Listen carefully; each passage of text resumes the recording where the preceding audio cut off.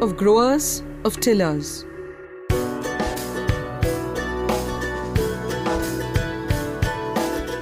A huge percentage of our nation, more than 70%, depends either directly or indirectly on agriculture. Of this, only 5% are rich. The rest are small to medium landowners who struggle to manage their lives, all the while providing food for all of us.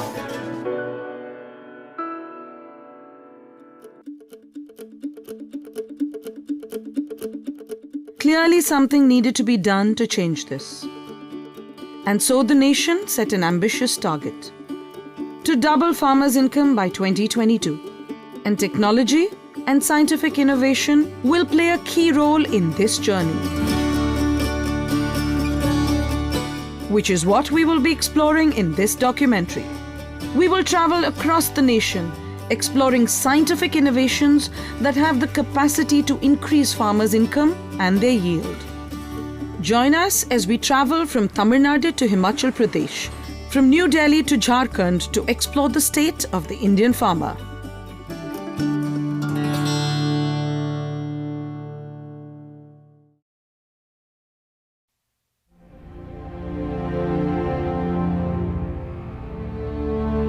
We start off our journey in Tamil Nadu, looking into one of the most basic requirements for any farmer: the earth. This is the natural repository of nutrients for crops to grow. But with the constant pressure India has felt to increase the productivity of farmland, there has been a steady decrease in soil fertility.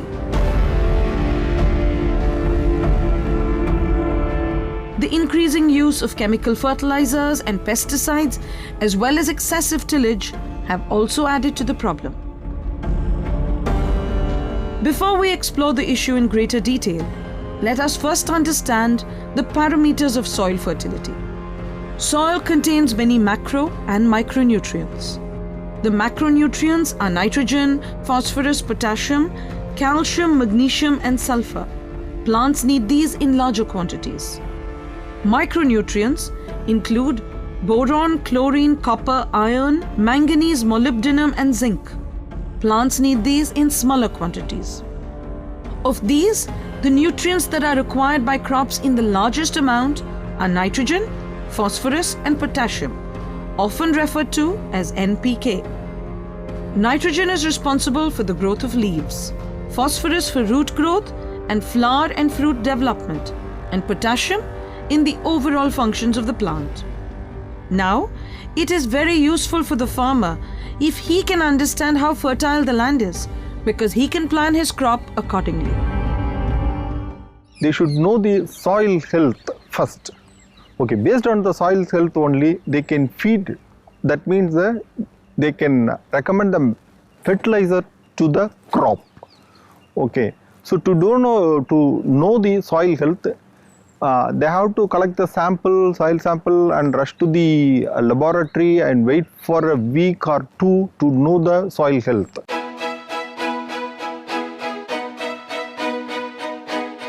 Is there a simpler way of doing this? We traveled to the CSIR lab at the Central Electrochemical Research Institute in Karaikudi, Tamil Nadu, to explore a new kit that can easily test NPK values of the soil.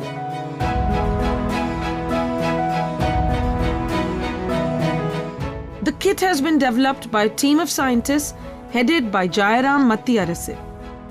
By using these kits, farmers can get access to fertility assessment reports within 10 minutes after the sample is collected from the land, without the bother of accessing a lab. So using this kit, the farmer, they can do the soil analysis on their own, and they can get the recommendation for their crop. That is the fertilizer recommendation to raise the crop for the town. Knowing the NPK values of the soil can help the farmer select the kind of fertilizer needed for the kind of crop he plans to grow.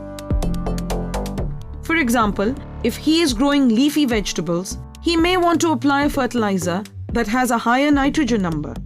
If he is growing flowers, he will apply a fertilizer that has a higher phosphorus number to encourage more blooms. By carefully selecting the fertilizer, the soil is also better looked after. They can avoid the polluting of the soil. So unnecessarily they don't need to feed the chemical to the soil to pollute. So whatever the requirement, they can feed it and do the crop. How does this kit work? Here we have several soil samples. We first dissolve one with the reagent. We then filter the solution. We then apply a color coat to the liquid residue we get after filtration. This sample is then plugged in and can be tested for a variety of factors like the pH of the soil. Similarly, it can be tested for other parameters like NP and K. It's not like there are no other soil testing kits available in the market, but those testing kits are likely to be more expensive than these. They're also not as simple to use or as fast as the kit developed here. நான் விவசாயத்தை பார்த்து மண் பரிசோதனையை நான் 3 மாதங்களுக்கு மேல் ஆகி கொண்டிருக்கிறது. இப்பொழுது இவங்க கொடுத்த கருவியால் எனக்கு இப்போ விவசாயத்தில் ஈஸியாக பயிர்கள் பண்ணுறதுக்கு ஈஸியாக இருக்கிறது. அவங்க கொடுத்த கருவியால் மண் பரிசோதனை எனக்கு உடனே கிடைத்து விடுகிறது. அதனால் நான் இப்போ விவசாயம் ரொம்ப ஈஸியாக செய்ய முடிகிறது. The bigger issue is of course regenerating the soil itself, but at least this gives the farmer a solution for now.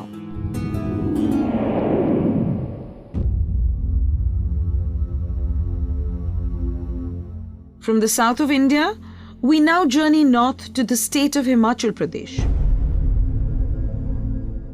The farmers here faced a slightly unusual issue. Their crops were being destroyed by boars and monkeys. मक्की, गेहूँ, जौ और ये फसलें उगाते थे और फिर फसल को नुकसान हुआ हमारा.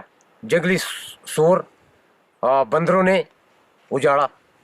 इस तरीके से जो जंगली जानवर हैं वो फसलों का बहुत नुकसान करते थे.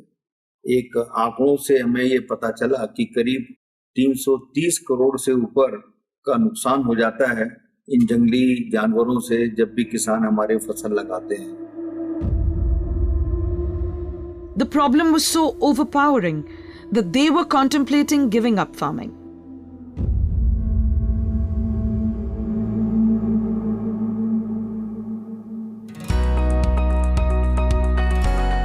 The solution to the problem was stunningly simple. A flower that grows as a weed in that area, the wild marigold, also known as Tagetes minuta. The scientists of CSIR's Institute of Himalayan Bioresource Technology at Palampur not just suggested this crop, but also gave the farmer the technology to effectively grow and manage the crop. जंगली गेंदा है, इसको ना तो बंदर खाते हैं, ना नीलगाय तंग करती है, ना ही जंगली सूअर इसको तंग करते हैं. तो ये फसल ज़्यादा पानी की भी इसकी ज़रूरत नहीं होती है. तो ये बड़ी हमें हार्डी फसल लगी किसानों के लिए. Varieties were developed that are easy to cultivate with optimum yields. The marigold plant yields flowers after 45 days. The crop is harvested 7 times a year. The flowers can be sold and also processed for oil. The farmers were given the technology to get oil from these flowers that they could then sell for additional income. संस्थान ने इसको बहुत ही अहम तरीके से हमारे को यहाँ मशीनें दी हुई है. जैसे हम पहले यहाँ से ले जाते थे तो कम से कम 30-40 किलोमीटर दूर यहाँ प्लांट लगे हुए, वहाँ पे हमारे को माल ले जाना पड़ता था और हमारे को दिक्कतों का सामना करना पड़ता था. दिन को कटाई करनी और रात को ले जाना, और हमारी पूरी रात हम सोते नहीं थे क्योंकि ये गेंदा जो है खराब भी हो जाता है. इसको इनकी धूप में ज़्यादा रखना पड़ता. और अब हमारे को यहाँ पे दिया हुआ है तो हमारे को इतना किराया बच जाता है, 4-5 हज़ार गाड़ी का किराया बच जाता है हमारे को, और यहीं पे निकाल के हमारे को इसका ज़्यादा बेनिफिट है. जो ग्रोस इनकम जो किसानों को होती है वो कम से कम 2 लाख से 2-2.25 लाख रुपए तक की ग्रोस इनकम हो जाती है. और उसका खर्चा वगैरह अगर हम निकाल के देखें 60-70 हज़ार का खर्चा आता है उसमें, विभिन्न कृषि क्रियाओं में और प्रसंस्करण क्रियाओं में. तो 1.5 लाख तक की आमदन जो है किसान भाई 4-5 महीनों में प्राप्त कर सकते हैं. Science has given the farmers in this region the means to take a weed and transform it into a cash crop. From the verge of giving up farming, their income has tripled. There are no worries about marketing anymore. Clearly, their lives are blossoming in more ways than one.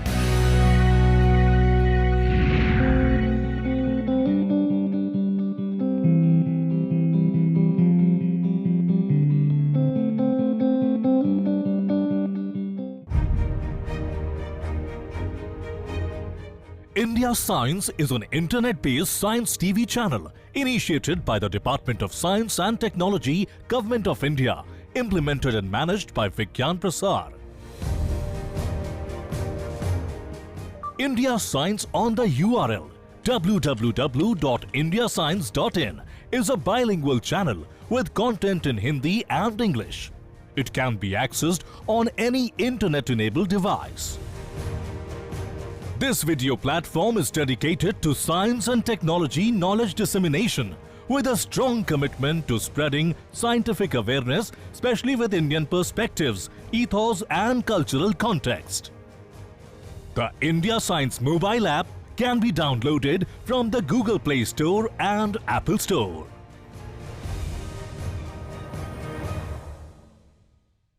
For interesting scientific breakthroughs, discoveries and experiments that change the world. Watch Science This Week every Monday from 5:30 to 6 p.m. on DD National.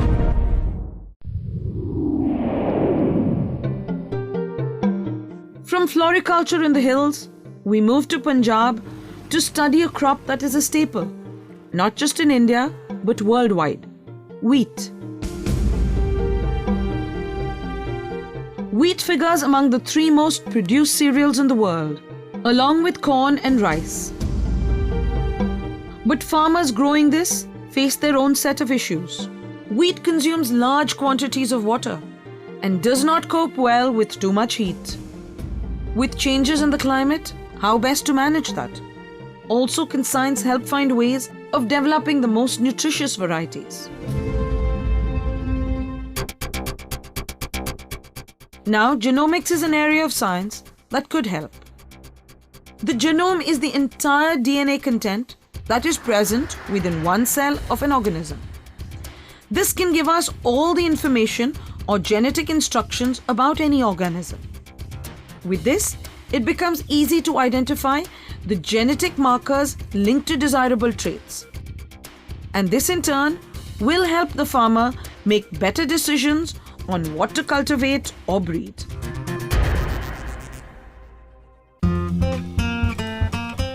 We now head to the Punjab Agriculture University, one of the 3 institutes in India involved in the decoding of the wheat genome. Now, the rice genome was decoded in 2005, and this helped the farmer hugely. Wheat is a very complex crop. It has a genome which is 35 times bigger than the rice genome. Even a single wheat chromosome is bigger than the whole rice genome. So there were efforts have been going on. Everybody was very anxious to sequence the wheat genome. Just to put it in context, the wheat genome is 5 times larger than the human genome. It contains 3 sets of 7 chromosomes each, coming from 3 different ancestors, 21 pairs of chromosomes in all. It required for nations to come together to decode this enormously complex grain. A consortium of 2,400 members from 68 countries started working on this from 2005. It was possible for us to isolate the individual chromosomes of wheat. So there was a technology that each one of those chromosomes could be identified and separated. And then we isolated the DNA from each of those chromosomes separately, and then that was sequenced. Each nation was given a chromosome or a part of a chromosome. India took up challenge of sequencing one of those chromosomes. And these chromosomes in wheat are designated, they have different names. We call them 1A, 2A, 2B, 1B, 1D, like that. So India had its shear chromosome 2A. So this 2A chromosome alone is 2.5 times larger than the whole rice genome. Clearly, it was going to be a mammoth task despite the division of labor. But in 2018, this team, which included 18 scientists from India, finally cracked the code and managed to decode the wheat genome. Now, how will this help the farmer in practical terms? The information generated will help to identify genes controlling complex agronomic traits such as yield, grain quality, or resistance to disease and pests. All these efforts, the sequencing efforts, they will assist us in finding new genes for disease resistance, for new insect pest resistance, for developing heat tolerant wheat, for developing, like water is another commodity which is becoming less and less because water table is going down extremely. So we need the crops which are more water use efficient. And this information will be very beneficial for developing water efficient wheat varieties so that farmers will use less water for getting the equal yields. For example, scientists have identified regions in the wheat genome responsible for the concentration of zinc. These findings can potentially help in developing wheat varieties with enhanced levels of this micronutrient. This will also allow researchers to manipulate wheat without recourse to so much trial and error. It will allow them to insert attractive traits from ancient wheats into modern ones. All in all, a game changer for wheat farmers in terms of both profit and productivity.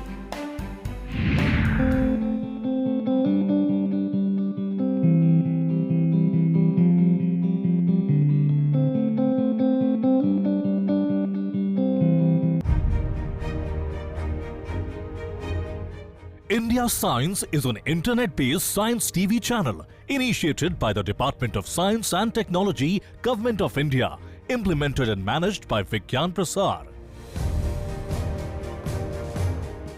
India Science on the URL www.indiascience.in is a bilingual channel with content in Hindi and English. It can be accessed on any internet-enabled device. This video platform is dedicated to science and technology knowledge dissemination with a strong commitment to spreading scientific awareness, especially with Indian perspectives, ethos and cultural context. The India Science mobile app can be downloaded from the Google Play Store and Apple Store.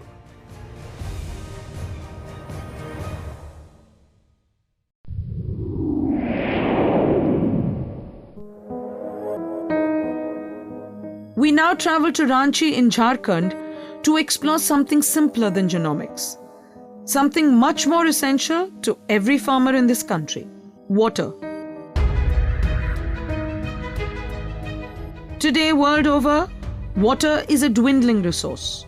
And the Indian farmer too is struggling to cope with diminishing reserves of both surface and groundwater. And so innovations that can optimize the use of water is hugely important in agriculture. In India, rain-fed farms are mostly cultivated by poor and resource-constrained farmers. Here, a prolonged dry spell can destroy entire crop many times, or it reduces the yield drastically. So the hydrogel can sustain a crop in such conditions. What exactly is a hydrogel? Hydrogels are materials that can absorb and retain large quantities of water. For example, our bodies contain up to 70% water, but hydrogels can hold up to 90%. Hydrogels are made from synthetic materials, usually superabsorbent polymers like polyacrylamide, and are capable of absorbing significant amounts of water. So these absorb water when it is available and store it. This water is then slowly released back into the environment, keeping the fields watered even if the farmer cannot irrigate them regularly. And this reduces the water usage overall. The downside? Many of these are synthetic materials that are not biodegradable. These then get converted into hazardous material, harmful to the environment.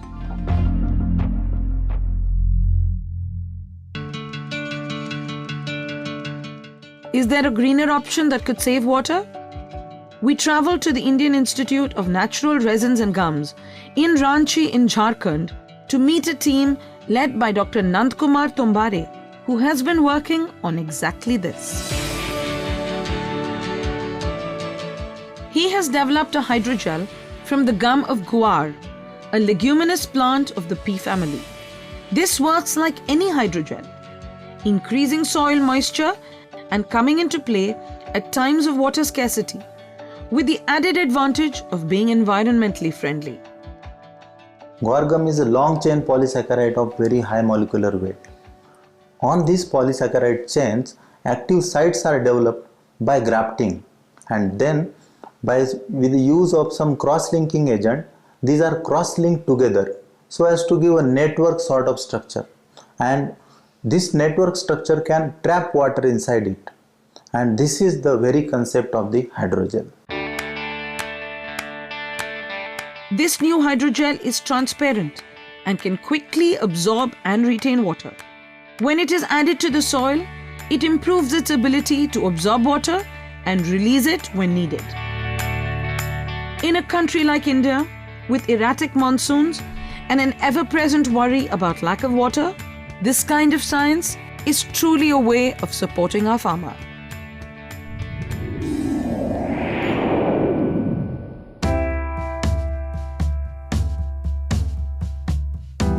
From Jharkhand, we head up to the hills of Uttarakhand to see ways in which the income of the farmers in this region has been supplemented. Scientists of the Central Institute of Medicinal and Aromatic Plants in Pantnagar, Uttarakhand have worked out a way of growing Japanese mint or Mentha arvensis in this area. The idea here was to give the farmers access to an additional income, one which is lucrative and easy to grow alongside more conventional crops. Now, this variety of mint was brought in because it yields a high amount of oil, and this oil is used in the pharmaceutical and cosmetic industry as well as in a host of other products. Mentha एक commercial aromatic crop है और पूरे देश में किसानों द्वारा बृहद स्तर पर लगाई जा रही है। मेंथा की जब कटाई हो जाती है, कटाई के बाद इसका आसवन किया जाता है और आसवन करने के बाद हमको इसका सुगंधित तेल मिलता है जिसको हम मेंथा ऑयल कहते हैं। और जो मेंथा ऑयल है यही किसानों का आय का स्रोत है क्योंकि किसान इसी को बाज़ार में बेचते हैं और उसे आय कमाते हैं। This understanding and knowledge was passed on to the farmers who have started growing this crop across Uttar Pradesh and Uttarakhand. It has many advantages. It is quick growing. It only takes 90 days for the crop to get ready. The other advantage of this crop is that it is ideal for plugging the gap between the Rabi and the Kharif crop.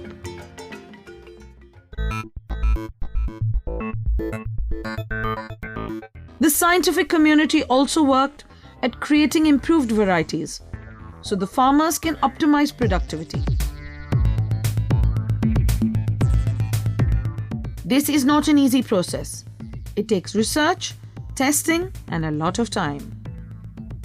तो 1-2 साल तो हमको इसको characterisation में लगता है, फिर उसके बाद 3 साल के बाद हमें पता चलता है कि ये हमारी ये इस कैरेक्टर के लिए ये वैरायटी अच्छी है।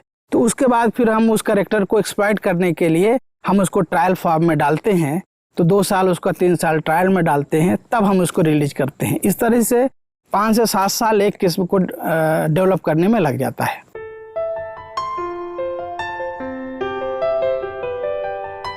The farmers are also given the tools on how to get maximum benefit from the crop. देखिए, जो हम लेबोरेटरी में यहाँ पे टेस्ट कर रहे हैं कि मेंथा में कितना ऑयल प्रोडक्शन हो सकता है, तो इसमें हम क्या करते हैं, इसको हम क्लीवेंजर ऑपरेटर्स कहते हैं। ये ग्लास की एक असेंबली है, इसमें हम एक निश्चित मात्रा में पौन सामग्री को डाल देते हैं फसल की कटाई के बाद और उसको 3 घंटा पानी के साथ बॉईल किया जाता है। 3 घंटे के बाद जब ये बॉईल होकर पूरा तेल यहाँ आसवन के माध्यम से यहाँ पे इकट्ठा हो जाता है, तो इससे हमें ये पता लग जाता है कि एक निश्चित मात्रा में मेंथा के अंदर कितना तेल है। तो इससे फिर हम एक अनुमान लगा सकते हैं कि उसकी पर यूनिट एरिया के हिसाब से कितना ऑयल प्रोडक्शन होगा। Other innovations were also worked in. The agro-technology, the processing technology, as well as marketing extension facilities. But there are still some limitations. The crop does not grow well in winter. And since it has proven so profitable for the farmer, scientists here are working on changing that. अभी अपनी हाल ही में variety develop की SIM क्रांति। SIM क्रांति का जो गुण है मेंथा की, वो ठंडी में होती है, गर्मी में होती है। जितनी वैरायटी हमारी थी पहले, वो सभी ठंडी में सूख जाती थी। जैसे आप देख रहे हैं फसल खड़ी है पूरा, ये हमारी शक्कर के लिए फसल तैयार हो रही है। लेकिन जो सिम क्रांति वैरायटी है, उसमें ऐसा गुण है कि किसान अगर लगाता है जड़ के लिए इस समय, तो उसको हरी भरी फसल मिलेगी। दिसंबर महीने में काट के तेल निकाल लेगा और नीचे जड़ है। इस तरह से दोहरा लाभ हुआ, जड़ भी मिल गई और तेल भी मिल गया। और ठंडी में उसको 100 किलो तेल 1 हेक्टेयर मिल जाता है। तो आज की डेट में लगभग 1 लाख से 100 लाख का तेल उसको मिल गया without any effort. Today, over 150,000 hectares in North and East India are used for growing this crop, making India the largest menthol mint oil producer in the world. And the idea? To make this more broader based and move into peppermint growth and manufacture. Right now, USA is the largest peppermint producer in the world. But with the strides in technology being attempted by these scientists, very soon Indian farmers will take over that segment also.